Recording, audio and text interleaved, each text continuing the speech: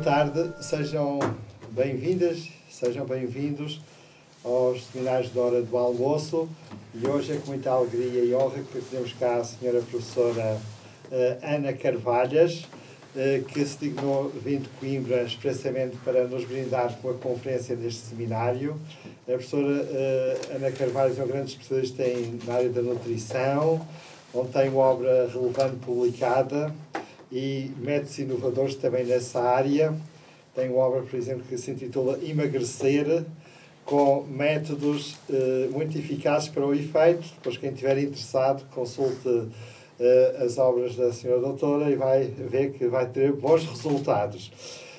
Neste momento, além do seu trabalho de consultoria na área da nutrição e de ter trabalhado também como professor na Universidade de Coimbra e na Escola Superior de Enfermagem, onde também atua como docente, está neste momento a preparar uma tese de doutoramento, precisamente na área da gastronomia, na Universidade de Coimbra, e onde está a desenvolver um tema que nos pode parecer estranho, inusitado, e o que é que isso tem a ver aqui para aquilo que são os nossos interesses científicos. Aliás, tudo, nada do que é humano nos é estranho, nos pode ser academicamente estranho, como dizia Terêncio. Mas aqui é um tema muito interessante e é uma revelação extraordinária, porque vamos está a estudar o tema das enguias e a sua dimensão global. E, portanto, vão ficar surpreendidos com o que escutarás hoje da parte desta conferência, que é um tema muito específico, mas tem a ver também com tradições gastronómicas portuguesas e que tem uma expressão importante também na nossa gastronomia, mas é as enguias, portanto, é um assunto que não só diz respeito a Portugal, e elas próprias também têm uma projeção global, porque elas peregrinam pelo mundo todo através dos oceanos para chegarem cá ao nosso país. E, portanto, vai-nos falar do tema das enguias, quer do ponto de vista gastronómico, também do ponto de vista biológico, também do ponto de vista cultural, e vai ser um tema certamente extraordinário. E agradecemos muito à senhora doutora a disponibilidade para estar aqui connosco e nos brindar com esta conferência nos nossos seminários da hora do almoço. Obrigado, seja bem-vindo. Muito obrigada. Eu é que agradeço ao professor José Eduardo Franco o convite que me fez para estar aqui neste ciclo de seminários da Universidade Aberta. E, de facto, eu vou hoje falar sobre as enguias. De facto, eu sou doutoranda na Faculdade de Letras da Universidade de Coimbra em Patrimónios Alimentares, Culturas e Identidades. E o meu trabalho, a minha tese, que eu estou agora a iniciar, é sobre as enguias, de facto, porque é um animal que tem a ver também com o meu passado, com a minha infância, com as minhas tradições familiares também. E, portanto, a partir de um trabalho que fiz, um seminário que fiz durante o curso de doutoramento, decidi então optar por estudar as enguias, porque é um tema que para mim é apaixonante. Vou falar um bocadinho sobre a questão das enguias de água doce serem um alimento global, falar um bocadinho do ciclo de vida e os mistérios da sua reprodução, que ainda hoje estão por desvendar.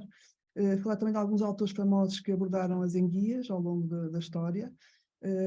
A gastronomia das enguias, que é um bocado o foco também do meu doutoramento, em alguns países europeus, em Portugal, e vou-me centrar depois na parte final, na pesca, conservação e consumo das enguias na Ria de Aveiro, as enguias de escabeche, a fábrica da Comur, e a venda das enguias da Mortosa na Feira de São Mateus, em Viseu.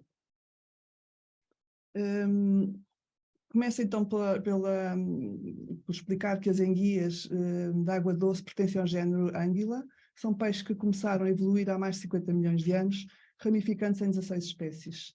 É um dos poucos peixes migratórios, tal como acontece, por exemplo, com o salmão, que o salmão é um peixe migratório, mas que faz o percurso inverso das enguias. Portanto, as enguias desovam no oceano e vivem nos rios. O salmão fazem o percurso ao contrário, vivem nos oceanos e vêm desovar aos rios. Portanto, este estilo de vida das enguias é conhecido como catádromo.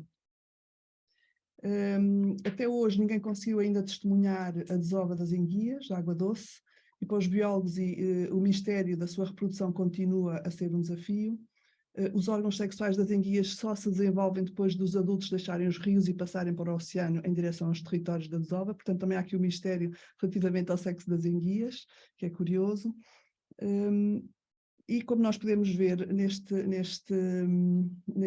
imagem, as enguias são um peixe de facto global. Nós aqui, eu não sei se consigo apontar, consigo, exato. Nós usufruímos das enguias, da espécie de enguias europeia, que nasce aqui no Mar dos Sargassos. Os americanos também têm uma espécie de enguia que tem características ligeiramente diferentes da enguia europeia, que é a enguia americana, e depois existem também enguias na zona aqui da Austrália, do Japão, portanto na Ásia existem também outras espécies de enguias com outros ciclos de vida, mas de facto é um peixe com consumo global, e se virem estas manchas aqui mais escuras do oceano, exatamente os locais por onde haverá enguias, e este rebordo da costa mais delineado são os sítios por onde elas entram nos continentes e entram para os rios e para os estuários dos rios e sobem pelos lagos e portanto, há um consumo, porque foi um peixe muito abundante, e, portanto, há um consumo associado a estas enguias em vários países do mundo, e por isso dizemos que é um peixe global. Nesta imagem, nós vemos aqui, vemos o quê? Isto tem a ver com o trabalho de um cientista, um biólogo dinamarquês, que andou, isto aqui, para se descobrir que as enguias nasciam no Mar dos Sargassos, porque ainda não é, quer dizer, neste momento é claro que elas nascem no Mar dos Sargassos, mas foi muito complicado perceber que elas vinham de facto do Mar dos Sargassos. O trabalho dele, o que é que vemos aqui? Vemos que as medições, portanto estas linhas é o trajeto que as enguias fazem da Europa até ao Mar dos Sargassos para desovar e depois voltam outra vez à costa europeia já em determinada fase, que já vamos ver a seguir no ciclo de vida. Temos aqui assim vários tamanhos das enguias nos vários estados do seu ciclo de vida, larvais, portanto eles vão, como é que ele percebeu isto? Percebeu que à medida que se aproximava do Mar dos Sargassos, este leptocéfalo, que é a primeira fase do estádio da enguia, ia sendo cada vez mais pequenino, portanto, significava que eles partiam daqui e, portanto, eles iam, à medida que iam avançando até à costa europeia, eles iam aumentando de coisa. O mesmo trabalho feito aqui também com as enguias americanas, porque também o berço é no mesmo sítio, é o Mar dos Sargassos, e, portanto, este tracejado tem a ver com estas diferentes dimensões da enguia neste estado do seu desenvolvimento. Na América, a área abrangida pela... Peço desculpa que isto aqui está... Ok. A área abrangida pela região superior da bacia hidrográfica de São Lourenço, pelo Lago Ontário e pelos seus afluentes, é o maior repositório de enguias da América do Norte, portanto, significa que elas entram aqui nesta zona e depois sobem pelos rios e pelos lagos e para o Canadá e para a América e para os Estados Unidos, e pensa-se que em tempos elas representaram cerca de 50% da biomassa piscícola perto do litoral, portanto significa que é um peixe que foi muito abundante também na costa americana. Relativamente à enguia europeia, que é aquela que nos diz respeito, elas também nascem no Mar dos Sargassos, são arrastadas pela corrente do Golfo através do Atlântico durante cerca de 3 anos, é o tempo que pelos vistos dura a viagem. Aqui migram para os rios e estuários, adaptando-se rapidamente à vida em água doce. Sofrem metamorfoses, vão crescendo, continuam o percurso através dos rios e ribeiros, até encontrarem um local com comida suficiente que lhes permite viver durante cerca de 12 a 24 anos. Depois regressam novamente ao mar, para regressarem então ao seu local de origem, para a desova, que é o Mar dos Sargassos. O ciclo de enguia tem 5 estágios, e nesses estágios as suas diferenças físicas são tão grandes e os seus habitats tão distantes que se percebe porque é que os naturalistas europeus até ao século XIX pensavam tratar-se de animais diferentes. Portanto, há aqui 2 fases do ciclo de enguia que se passa no oceano, portanto é a fase da desova, portanto os ovos, e depois a fase do leptocéfalo. Leptocéfalo significa cabeça leve, portanto é um ser, parece em forma de folha e que é arrastado pelas correntes e vai crescendo, obviamente, vai crescendo à medida que vai sendo arrastado pelas correntes, também vai se alimentando, vai crescendo e chega à costa europeia sob a forma de enguia de vidro. E a partir daqui, então, sobe então para os rios e cresce e pronto, e completa-se o ciclo.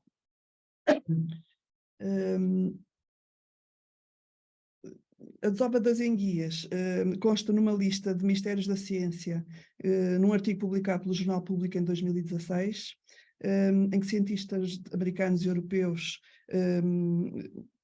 marcaram as enguias com detectores de micro-ondas e nesta altura não foi recolhido qualquer sinal de micro-ondas emitido pelas enguias para além dos Açores. Portanto, ainda não ficou aqui, nesta altura, no fundo, desvendado esta questão do regresso das enguias ao Mar dos Sargassos. Recentemente, e o mês passado, foi publicado na revista Scientific Reports do grupo da Nature, que finalmente estas enguias, aqui nesta imagem vê-se uma enguia com um detector de micro-ondas aqui agarrado. E, portanto, eles marcaram-nas e finalmente conseguiram acompanhá-las desde os Açores até aos Sargassos. Portanto, este artigo saiu em outubro. Portanto, é muito recente, como vêem, isto é um mistério que ainda continua por desvendar, continua a ser muito estudado. Nesta equipa também, já agora global de cientistas, em que temos um cientista português ali, o José Azevedo, que é da Universidade dos Açores. Portanto, a equipa também global, porque isto é um problema de facto que preocupa global, porque está ameaçado. As questões que permanecem por esclarecer sobre a migração das enguias são estes, portanto, os mecanismos de navegação, portanto, ainda não se conhecem, quais são as rotas percorridas, os tempos de chegada, a velocidade de natação, os locais de desova, concretamente, sabe-se que é no Mar de Sargasso, mas concretamente onde é, portanto, ainda há muitas questões aqui por esclarecer e que continuam objeto de estudo, de estudos globais. Exatamente, que aquele lá é não no outro lado. Lá pensa-se que a questão das algas o Mar de Sargasso é um mar que tem umas correntes de água mais quente, com muitas algas, escuro, e portanto parece que as enguias gostam desse tipo de ambientes para se produzirem, mas de facto continua a enigma, continua por esclarecer esta questão, que para mim também acaba por ser fascinante, aquilo que não se sabe, aquilo que ainda está em estudo, acaba por ser também fascinante, e também foi isso que me fascinou quando peguei também no tema das enguias pela primeira vez, porque gosto de mistérios, gosto de desvendar mistérios e é interessante, embora pronto, não é a parte da biologia da enguia que propriamente seja o meu objeto de estudo. A enguia europeia é uma espécie ameaçada, a migração das enguias dos rios para os oceanos é uma das mais longas viagens realizadas por qualquer criatura. Pelo caminho eles enfrentam vários perigos, não é? Barragens, os desvios de curso dos rios, a poluição, doenças, predadores e até pescadores. E também a questão das alterações climáticas, que têm feito alterações também nas correntes oceânicas e portanto, isto poderá eventualmente até confundir também as enguias. Cá está a lista vermelha da União Internacional para a Conservação da Natureza e dos Recursos Naturais, porque a enguia sofreu desde os anos 80 do século passado 95% de declínio, portanto é de facto muito, e portanto ela está seriamente ameaçada, mas também felizmente já há muitos grupos também internacionais a trabalhar nesta questão e a tentar recuperá-la. Agora falando de autores que abordaram as enguias também ao longo da história, o facto de ser um animal enigmático acabou também por, se calhar, por interessar as pessoas que são estudiosos, não é, dos assuntos. Vamos começar então pelo Aristóteles, que procurou em vão os órgãos reprodutivos das enguias e concluiu que a enguia não é macho nem fêmea, pelo que não pode gerar nada. Como nós vimos, os órgãos sexuais reprodutivos das enguias só se desenvolvem na fase em que elas estão a regressar ao mar, portanto, quando preparam para a desova é que se desenvolvem os órgãos sexuais, portanto, todo o tempo em que as enguias vivem nos rios, e quem apanhar enguias nos rios dificilmente conseguirá perceber se é um macho ou uma fêmea. E isto passa-se ao longo destes séculos todos. Afirmou que a enguia é uma das criaturas que deve a sua existência não à reprodução sexuada, mas sim à geração espontânea. Também era um conceito que estava muito em voga. Quando não se consegue explicar, então dizia-se isto. Assim como as moscas emergem do esterco, as enguias desenvolvam espontaneamente na lama e no solo úmido. Depois, Plínio o Velho, naturalista romano, afirmou que as enguias se esfregavam nas rochas e que as partículas raspadas ganhavam vida. Portanto, foi a explicação que ele encontrou para a reprodução das enguias. O escritor inglês, no seu livro O Pescador Completo, disse que as enguias nascem de um orvalho especial que cai nos meses de maio e junho nas margens de algumas lagoas e rios, em particular adequados por natureza para esse fim, que em poucos dias o calor do sol se converte em enguias. O escritor médico e escritor Anton Chekhov escreveu um conto chamado O Peixe, em que descreve a luta de dois carpinteiros para tentarem apanhar uma enguia debaixo de um tronco de um salgueiro. E é um conto também que refere as enguias, e portanto este escritor também referiu as enguias, lá está, por ser um peixe frequente também no país dele. O biólogo alemão Max Schulz era citologista e interessou-se também pelas enguias, e no seu leito de morte, pouco antes de morrer, diz que todas as questões importantes foram resolvidas, exceto a questão da enguia. Portanto, todas as questões importantes em que ele estava envolvido e que ele estava a estudar, ele acabou por falecer com esta preocupação, não estava resolvida a questão das enguias. 2 anos depois da morte do médico anterior, o conhecido médico austríaco Freud partiu para a Itália, ainda muito jovem, com 20 anos, para então tentar resolver a grande incógnita do século das enguias, e chegou a dissecar mais de 400 enguias, tentando buscar os seus testículos, encontrar os testículos das enguias. Também ele não os encontrou. E depois dedicou-se, como sabemos, a outra área. O italiano, também médico e biólogo italiano, interessou-se pelos animais que sofriam metamorfoses, e daí o seu encontro com as enguias. Ele conseguiu, e aqui foi o primeiro passo também, um dos primeiros passos que foi dado para que se conseguisse perceber que os leptocéfalos que pertenciam às enguias, pertenciam ao ciclo de vida das enguias, porque ele conseguiu, num aquário, fazê-la crescer, fazer o leptocéfalo crescer e que se transformasse em enguia. Portanto, também deu aqui um contributo importante para esta questão do ciclo de vida da enguia. Os trabalhos mais significativos e que também duraram mais anos foram os trabalhos do holandês John Smith, que em 1923 deu um grande passo em direção à resolução do mistério da desova das enguias, porque ele foi observando que as larvas crescem à medida que as correntes oceânicas as levam para leste, a partir dos locais de desova do Mar dos Sargassos. Portanto, à medida que elas avançam em direção à costa europeia e também do Norte de África, os leptocéfalos eram cada vez maiores, portanto significava que eles teriam, a sua origem seria muito mais no interior do oceano e, portanto, no Mar dos Sargassos. E foi o primeiro a falar no Mar dos Sargassos como o berço das enguias. Ele diz que não existe outro peixe conhecido que necessite de percorrer 1/4 da circunferência do globo para completar o seu ciclo de vida. De facto, é um animal único neste aspecto. Na literatura, o Nobel da Literatura de 1999, o alemão Günter Grass, também fala das enguias, ou da apanha das enguias nas águas do Báltico, no seu famoso conto, ou no seu famoso Manso o Tambor de Lata.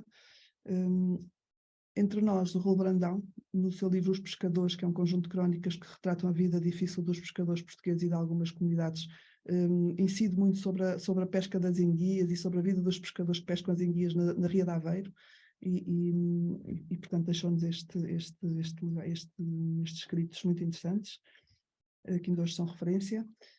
O filósofo Agostinho da Silva escreveu um livro para jovens da coleção À Volta do Mundo, uma edição de autor, que fez um breve ensaio sobre as enguias, a vida das enguias, onde explica as várias espécies de enguias no mundo, onde é que elas se reproduzem, portanto, aquilo que se sabia já na altura, em 1943, que foi quando ele publicou este livro. Mais recentemente, o jornalista Patrick Svensson, sueco, de origem sueca, escreveu o livro O Evangelho das Enguias, com o subtítulo O que... tenho que pôr os óculos, peço desculpa. O subtítulo O que...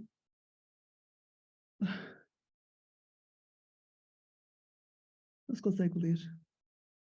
Mas tem a ver com o subtítulo, o que é que tem este animal que surpreendeu o Freud e o Aristóteles? O que é que tem-nos a dizer sobre a vida, este animal que surpreendeu o Sócrates? Peço desculpa, o Freud e o Aristóteles. Nos ensina sobre a vida. Nos ensina sobre a vida. Portanto, este livro é recente, saiu em 2019, e escreve assim, e descreve assim o regresso ao Mar dos Sargassos deste animal. É uma viagem longa e ascética, navegada com uma consciência existencial que não pode ser explicada. Contudo, uma vez no Mar dos Sargassos, a enguia encontra, mais uma vez, o seu lar. Sob esteiras rodopiantes de algas marinhas e limos, os ovos são fertilizados. Assim a enguia está pronta, a sua história completa, e morre. Passando então agora para a gastronomia das enguias. Elas, de facto, são consumidas nos países europeus que têm litoral marítimo, de várias formas, fritas, grelhadas, defumadas, em conserva, etc. Temos, por exemplo, em França, há uma especialidade que são as anguilles en matelotte, que é um estofado de enguias em vinho tinto, com batata cozida com pele, e são famosas. Em Espanha, angulas à la bilbaína, nunca consigo dizer isto, bilbaína, que são comidas nos potezinhos de barro com uma colher de madeira, o garfinho é mesmo de pau de madeira, porque diz que interfere também no gosto da própria iguaria.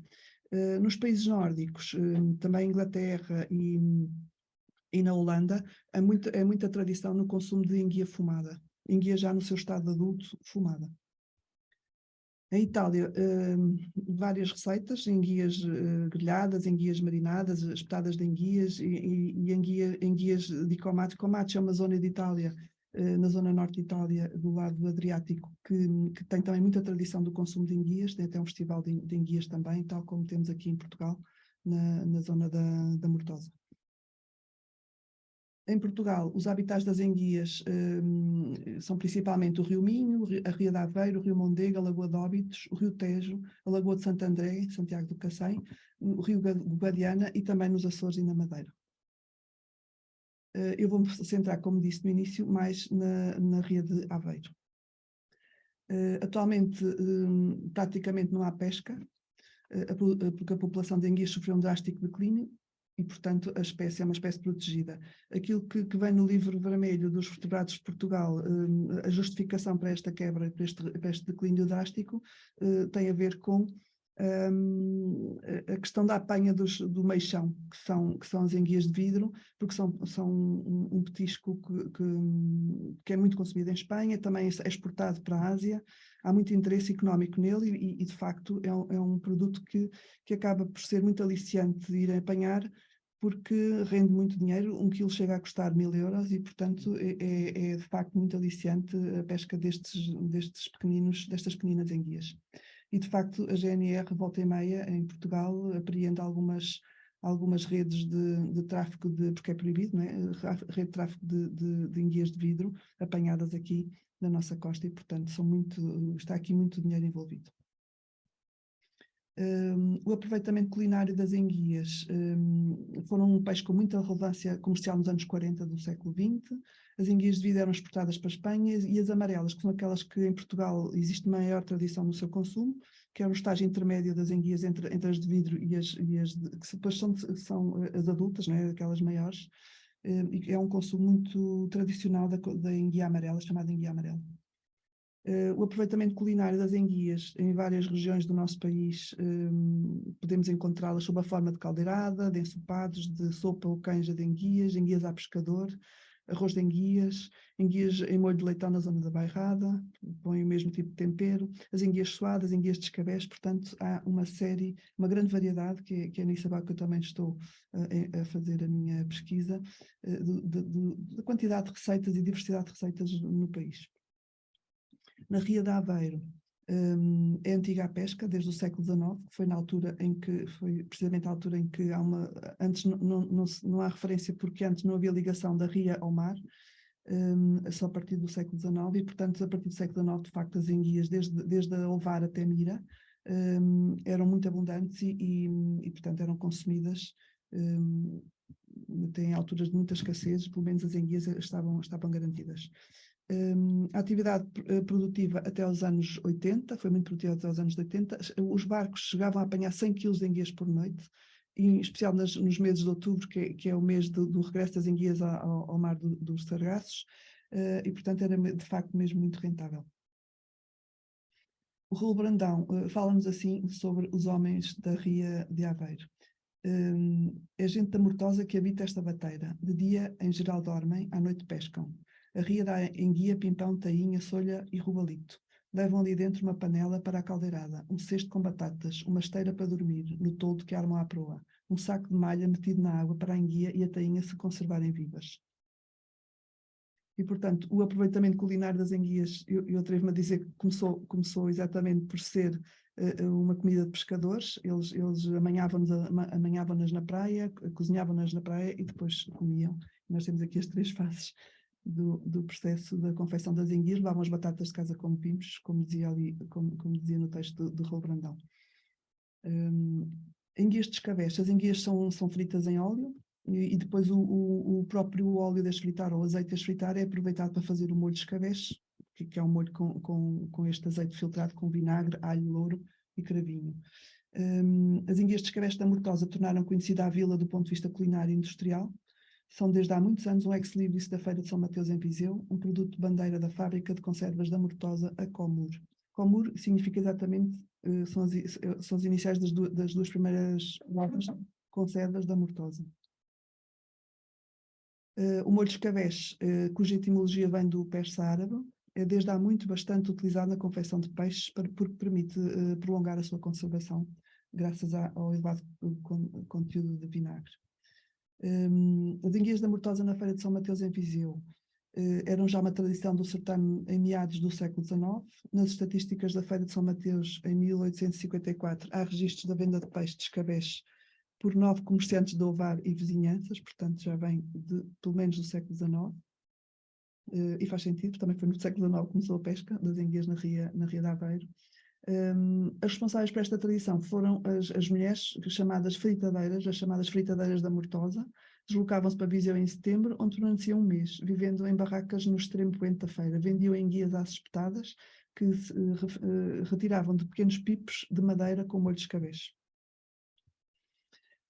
As enguias de escabeche chegavam à Feira de São Mateus, eram resultado de um trabalho artesanal realizado em grupo, não só as fritadeiras, como também os tanoeiros, que tinham que fazer os pipos de madeira, e as espetadas, que também eram de madeira, onde elas eram vendidas. Portanto, há aqui todo um trabalho de equipe na comunidade da Mortosa que fizeram com que esta iguaria, no fundo, se tornasse icónica da própria Vila da Mortosa.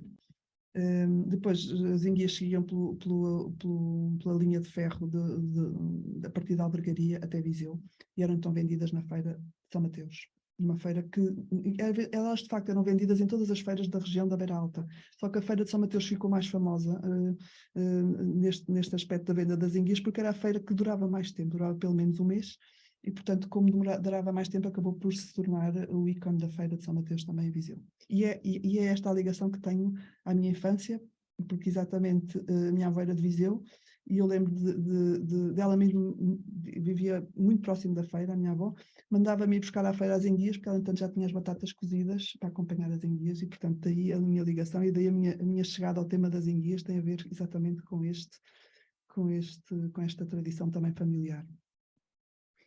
A fábrica de conservas da Comur nasceu em 1942 e permitiu o alargamento do consumo das enguias de escabeche na Feira de São Mateus.